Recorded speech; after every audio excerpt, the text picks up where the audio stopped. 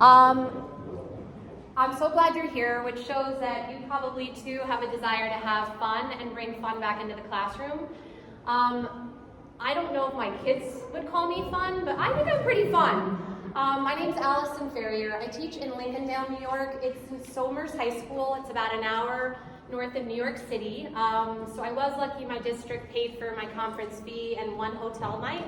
I took care of the rest because I'm having fun in life, and I am going to extend my trip and go to some spiritual sites in New Mexico. So I made it a whole weekend thing. Although I am flying back a little early to go to my daughter in Beauty and the Beast, because that all happened after I planned this. So I'm going to surprise her. Well, that's fun, right? So that's what we're going to talk a little bit about today. I love these quotes, and my kids love these movies, my students, my own children. And one of my favorite books growing up was Charlie and the Chocolate Factory, and the original movie, Willy Wonka and the Chocolate Factory. And we need to dream. We need to dream. If you don't have a dream, you don't have hope, you don't have excitement in life, in my opinion. So we're going to talk a little bit about bringing that in. I'm also a certified yoga instructor. My midlife awakening led me to want to pursue yoga. It wasn't a crisis, it was an awakening. And I'm starting to look into Reiki. I am also a certified sound bath practitioner. So I try to bring some of those things into the classroom. And as teachers, it's just another form of putting on our own oxygen mask. So that's another form of play, even just doing some stretching like we did during COVID, where we do mindful shake breaks. Our bodies need that. And I have a school where we have almost hour-long classes. They need breaks. So I'm going to talk to you a little bit today about what I've learned about mindfulness, about play, about the importance of journaling, all of which bring fun into the classroom, and I think can reinvigorate our classrooms. So I'm going to have us start today with an activity. These are the two people who really inspired me with some of the ideas behind this. If you don't know Catherine Price, she wrote How to Break Up With Your Phone and Fun, The Power of Fun, How to Feel Alive Again. So some of the ideas are inspired by her. And my favorite spiritual teacher, Dr. Wayne Dyer, who is no longer alive, but lives on in his, 70 books and podcasts. And he was kind of one of the first gurus in the 70s and 80s to talk about manifesting things in your life. And a lot of other people, jumped on board with that. So he's really an inspiration to me.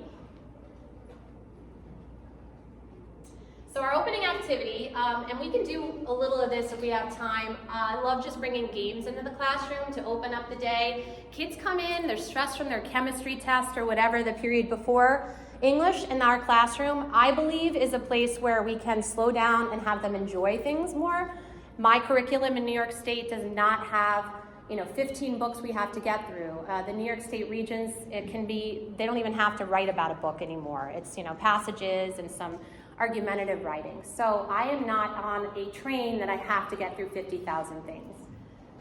So what I want you guys to do today is we're going to open with a mindful practice where I would ask you to rest your eyes, maybe even just look down, or if you wanted to rest your head on your hands. It's called a guided visualization, and it's going to ask you to recall things that brought you joy when you were younger. Okay? So I would ask you to just take a nice deep breath in. And I will start by reading a little script we're going to follow. And I want you to just let your mind wander and think about what brought you joy in the past. Find a nice, comfortable position. Get in touch with your bodily rhythms, your breathing, and your heart rate. With each breath, each beat of your heart, you are participating in a larger rhythm of the universe. Imagine now that you are lying on a meadow on a summer day. You can feel the sun on your body peacefully making you feel present. You hear a voice calling, and you gently sit up. You look outward and upward, and there is a road. You get up and walk down the road at the edge of the meadow.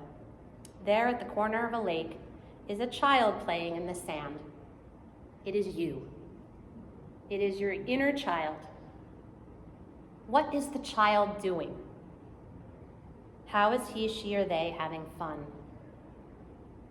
You get down on your knees and look at the child's level and ask the child, what are you doing? You curiously ask them, how is this bringing you joy? What does your inner child say to you? Walk with that child now and invite the child on your journey. As you walk down the road, you come upon some hills, and a man and a woman walk out looking peaceful and say, we have been waiting for you. We are so glad you're here. They invite you in and take you to what they call the room of vision. They guide you into a room with multicolored glass on the ceiling and skylights. Your guides sit down with you and explain the room of vision is a window into your life. They ask you to look at the wall of vision. Do that now with your inner child. What do you see as your possible future? The wall dissolves, and there is the image of your future. What's happening? Where are you? Who is there with you? What are you doing? Why are you there? Take a minute to take in that vision. As you look up, your eyes float to a door, and your guides say, this door has a gift from you. It's a spiritual gift from life. Let it be a symbol for you. You open the door, and what's behind it? Finally, your guides rise and walk you out of the building. You go down the stairs and sit down next to your inner child and talk to the future child. What does that future hold? What are yours and that child's dreams? As you finish the conversation, take that child's hand and walk back to the beach. Gently wave goodbye to your inner child and come back to your body, breathing deeply for 3 in breaths, 3 out breaths.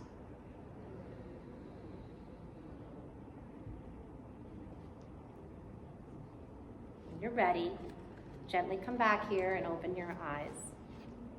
If you have a writing utensil or a note on your phone, I want you to write down a couple of sentences, journaling, about what your journey showed you, what your inner child was doing, what was on the vision wall, and what was the spiritual gift you received.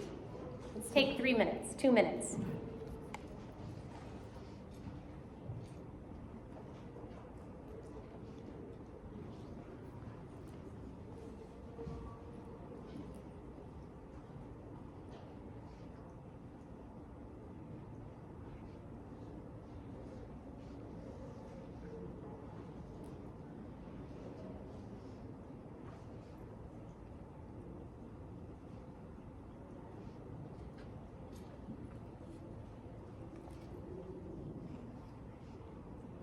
Notice I'm treating you like my students because we're all students. This is what I would do with my students. This would be the mindful practice and then some of the journal.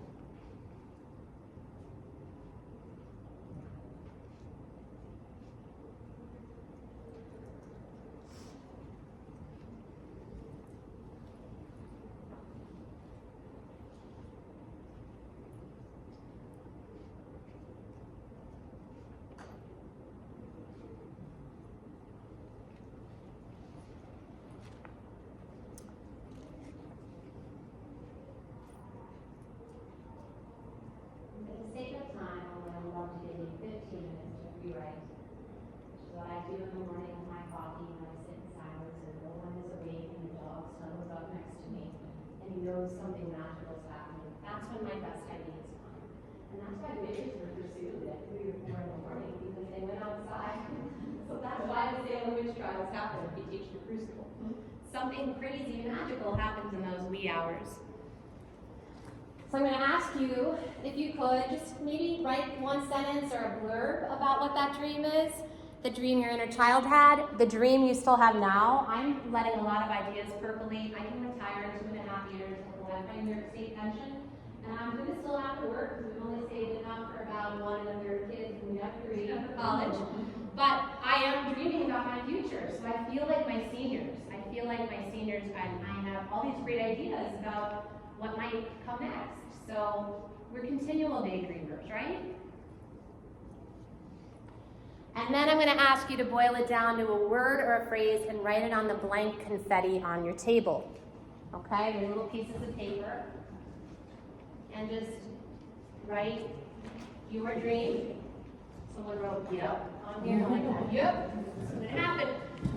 And put your name on it. We're gonna do something where we name it out loud and claim it. And as the NCTE shirt says, dreams begin with words.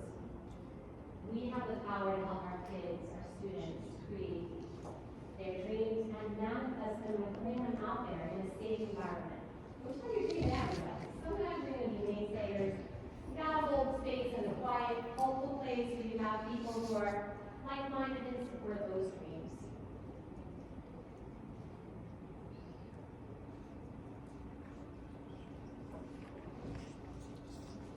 Okay, and when you're ready, I'm going to make you get up. Yep, I'm doing it. And if you could just kind of come in the middle area here and bring your dream confetti slice of paper with you. And just like a bride throwing a bouquet over her shoulder or a coin in the Trevi fountain, you are going to toss your dream up. We'll see a little snow, some snowflakes, if you will, and we'll let them land. So come on in, everybody. Sense of community. That's part of joy. It's part of playfulness. What I miss about the year since COVID is we were told not to eat together, right? We would take out the whole teaching population and we spread COVID, but we haven't recovered from that. And teaching can be so, partitioned, your own department and your own classroom, and we need each other. So, you guys ready? You don't have to do it over your left shoulder if you want to. Okay, 3, 2, 1, throw them up. Yay! It's snowing. Good, now walk around a little and pick someone else's up, and we're going to just shout some out. And this will be you guys. Naming it. Name it. Home. Joyful reading. Freedom, yes, please. Dreams begin with words. As our Direction. Open a bar. serve some teachers some alcohol. There you go. Peace. Peace. Travel adventure. Ooh. Never-ending road trip. In the woods is perpetual youth. Simple pleasures.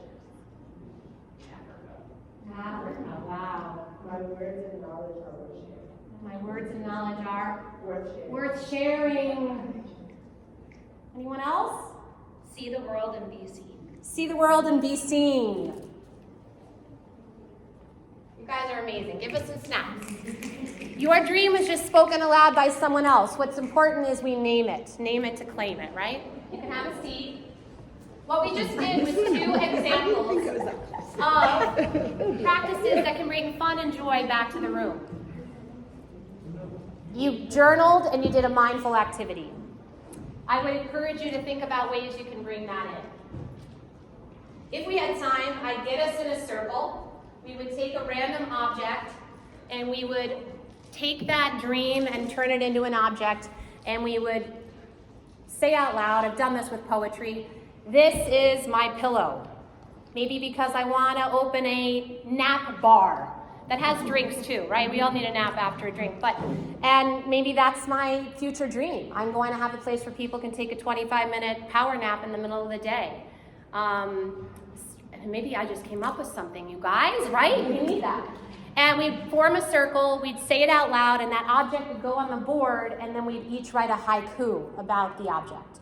So sometimes taking a dream and turning it into a poem gives it life, it gives it wings. So that's another thing you can do that the kids have fun with. Sometimes I don't let them use the word in the poem, and then they have to, come up with crazy and creative ways to name that object or to describe it. A lot of what I've done in my own life and my guide into mindfulness and meditation has been creative visualization. John Kabat-Zinn, one of the founders of mindfulness-based stress reduction, starts with mindfulness as a leapfrog into meditation, and that's another way that you might just bring it into your classroom. My school supported that, and I created an elective called Mindfulness Through Literature, How to Live Your Best Life by Studying the Masters. We use podcasts, we use some movies.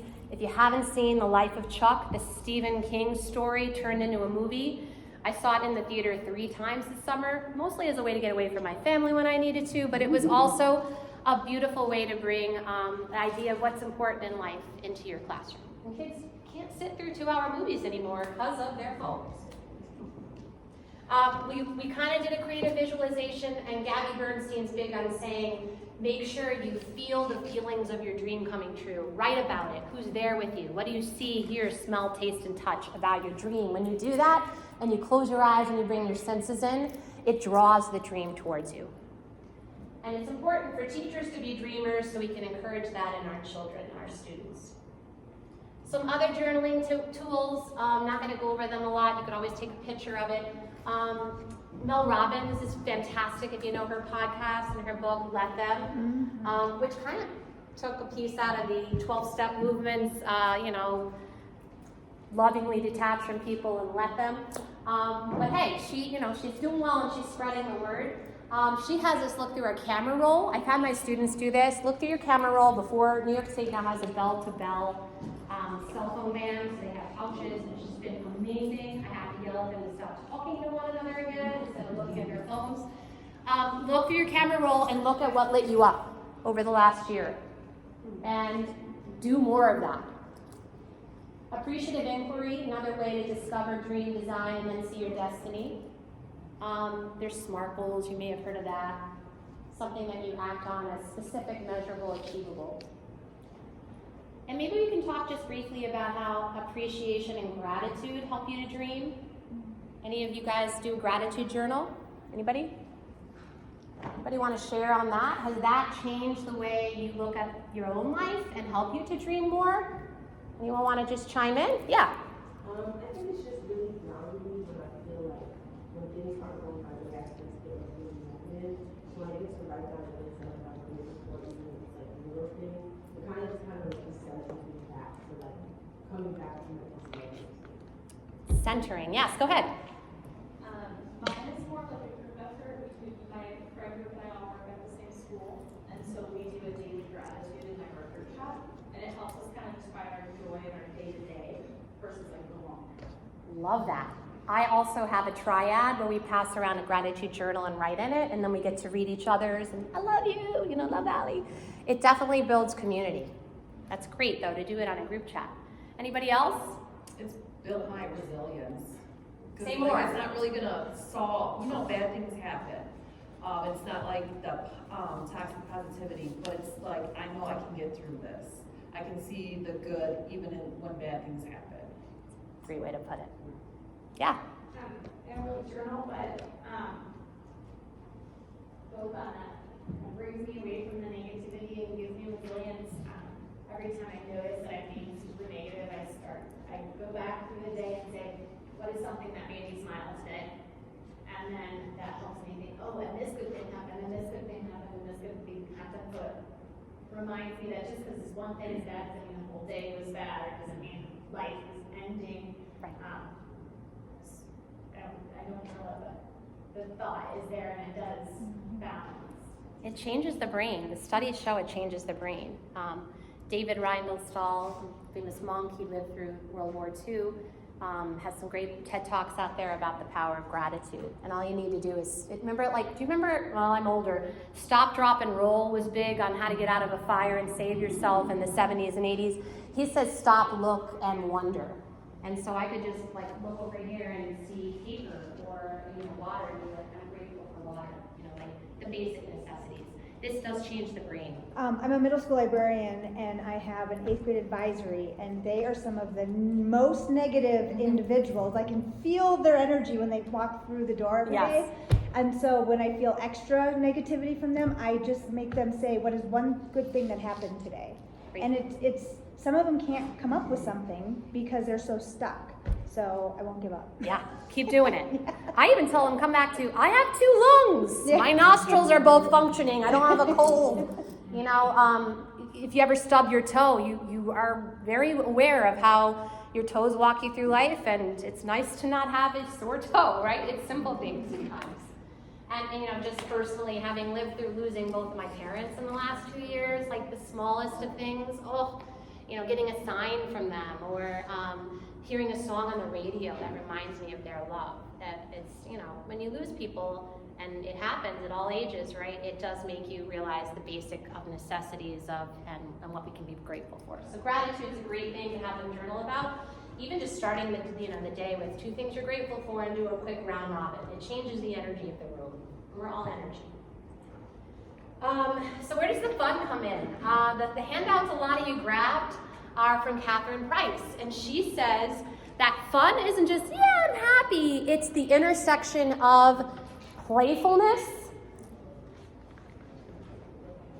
people working together, community, and then the third one is flow, a flow state. There's so many TED Talks on flow. Violinists, musicians, athletes get into flow. You lose the sense of time. You're just so in the moment.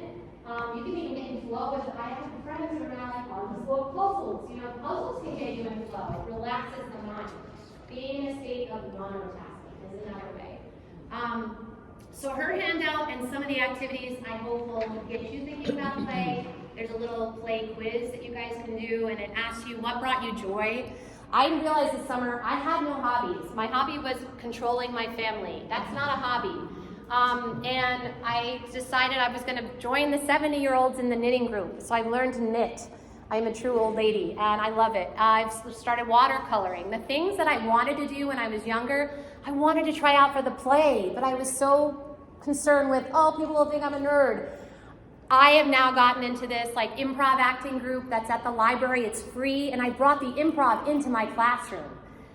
Maybe we'll do a quick activity related to that. It's so fun, where you just pretend you're 2 very different people in careers on an airplane, and then you're forced to sit near each other, and then the audience participates. So maybe we'll end with that, okay? Hold that thought. So fun changes the vibe. I call this my fun room, my fun classroom, my FOOM, if you will. So skits are great ways to get kids up and having fun. We have often done modern takes on Julius Caesar, where somebody's running for president and you somehow plan how to make them not win the presidency for student council. Improv is another way. I'll show you 1 or 2 of those. Pictionary with symbols in a book.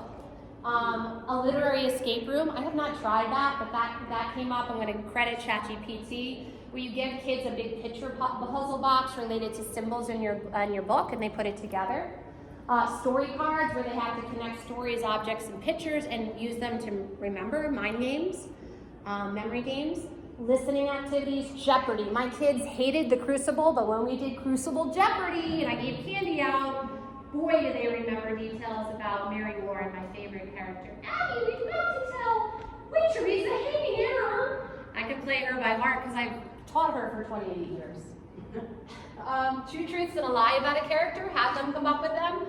And have students volunteer to be a character from, let's say, The Catcher in the Rye and The Crucible, and have them go across country. What would they talk about? What kind of dialogue would they have? These are fun little activities that don't have to be a full period, that can get the kids creatively thinking. And don't let them use their tablets or laptops, because, ChatGPT will give you a dialogue. Have them come up with it by hand on old school paper. Adam Grant just posted today, get rid of laptops in the classroom. Amen. Mm-hmm. There you go. I know we have to live with AI. I'm an old dog. I'm thinking about retiring. Other things we can do mindfulness-wise, body scans, where you just have them just feel what the tingling sensations from their hairline down to their toes. A lot of athletes use this, where they before going out for a football game, they do a mindful activity together in the locker room, where they just get in touch with their bodies. We just don't do that in our fast-paced Western society. A guided visualization, kind of like we started with. It's another way. There's lots of them on YouTube. You could pretend you're on a beach. One time I put on a backdrop for that one, and they were like squawking seagulls that were like attacking each other. I'm like, this is not good luck. Let me move off of that, because I have been pooped on. They say it's good luck. You could do a simple breathing technique. I use this on the airplane when we hit turbulence today. Inhaling and exhaling, doubling the exhale. Inhale for 4, exhale for 8. Brene Brown is big on having taught and learned box breath from the military. If you're in a military crazy situation, you inhale for 3, hold it in for 3, exhale for 3, hold it out for 3. So they call that box breath. It slows the sympathetic nervous system. It calms the kids. I haven't looked at this before. The house group, it just calms. If you've tried transcendental meditation, I made up a word as my mantra. It was giggle-de-goo, and I would just repeat it. You just sit in quiet for 2 minutes, 5 minutes, 10 minutes, and you just relax your neck, and you just repeat that mantra inside of your brain, and it helps the monkey mind and all the to-do lists stay out. Even imagining a keep out sign is very helpful. I like to use Insight Timer in the mornings. It helps with my morning meditation. And again, I just wake without an alarm. My husband's like, 4:30? What the hell? So I set the alarm clock, but I never have to use it. I have my coffee, time with the dog. I'll go out and look at the stars. I mean, wonder and awe are so lost in our busy world. And again, spiritually, when I've thought about my parents, sometimes they'll say, send me a shooting star, and 8 seconds later I get one. And I'm like, oh my God. So wonder and awe are great ways to bring joy back. This got a little cut off, but these are 3 quotes from Dr. Wayne Dyer. Imagination is more important than knowledge. Knowledge is limited, imagination encircles the world. He quoted Einstein. Einstein was known to take naps and hold bells in his hand. I'm pretty sure it was Einstein. And when he just about fell asleep, and he was almost entering REM sleep, the bells would fall out of his hands, and he'd wake up and write whatever came to his mind, because in that half-conscious state, that's when our dreams and our sparks and our imagination come out. Maybe try that. I have not.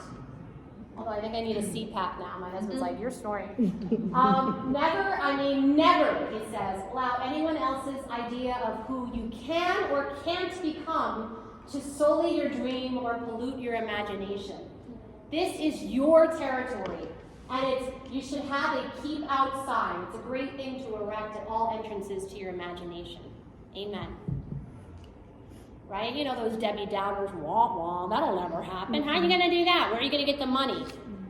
Pay attention to your dreams in your sleep. Sleep is the natural state of our subconscious mind, which rules about 96% of our waking life.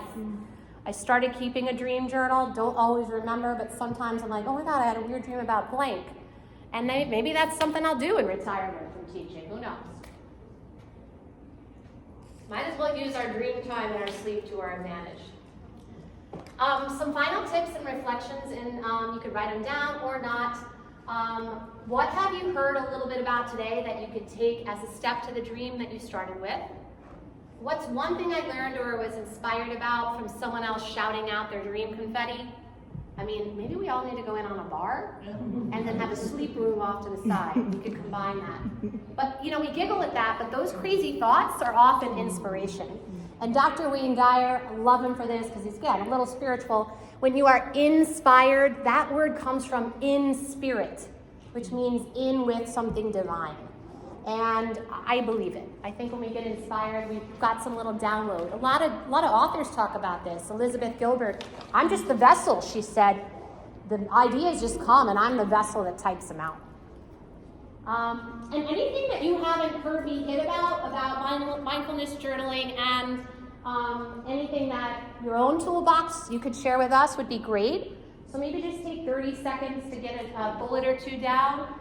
And I'd love to hear from you as we share out and I wrap up.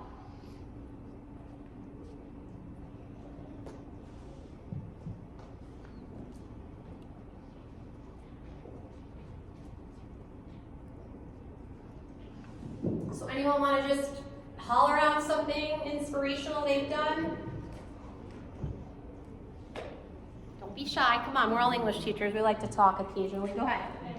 So I come from a very conservative district where we're not really allowed to do these things, so I wanted to sneak them in. Yeah. And so on Fridays we'll watch a spoken poem, and students can listen to it if they would like to, or take that time to think about whatever they want, and then we take 4 minutes after that to just write. And it can be reflecting on the poem if they need dreamless, just to get it out on Friday before the weekend. Spoken word poetry is a great way in. Any poem is a great way in, right? Having them write a haiku. That's often a leapfrog to something deeper. They're connecting with their sense of play. Yes? I teach a nature class, and I need to talk more to you about that. sure. We journal regularly, but at least once a week we journal outside and make them pick a spot and go to the same spot all. It's a spring class, so it starts January, it's cold, and they're complaining, and the trees are all dead, and they like watch it park until they're dying of their allergies in the spring themselves. But it's like the change of the single tree over 4 months or whatever it is. The cycles of nature teach us so much, right? That's what I miss about COVID is the mask breaks. I'm like, we're not in masks, but we're going outside. One of the pictures I had at the beginning was the kids on yoga mats, and then another one we took tissue paper that you can make flying wish paper. And you go outside and they write a wish on it and you light it and it flies up to the sky and it's like releasing their dream to become reality. A couple other closing thoughts, kind of summarizing what I've told you, and what you guys already took, a lot of you already took, is the Future Gratitude Letter, the Compatibility Fun Quiz. This is my works cited, gotta cite my sources, and this is how you can find me. It was a pleasure to get to meet you guys. If you didn't get a sticker about dreams and fun, I'd love to close with Dr. Wayne Dyer's favorite quote, and it's from, of course, the great Henry David Thoreau. Go confidently in the direction of your dreams. Live the life you've imagined. If we do that, our students will do that. That's why I came here. The more we go out and do the things that bring us passion, the more it trickles down like a chocolate fountain at a wedding to our children and our students. I know we can empower the world. It was a pleasure to get to meet you guys and stay in touch. So nice to meet you.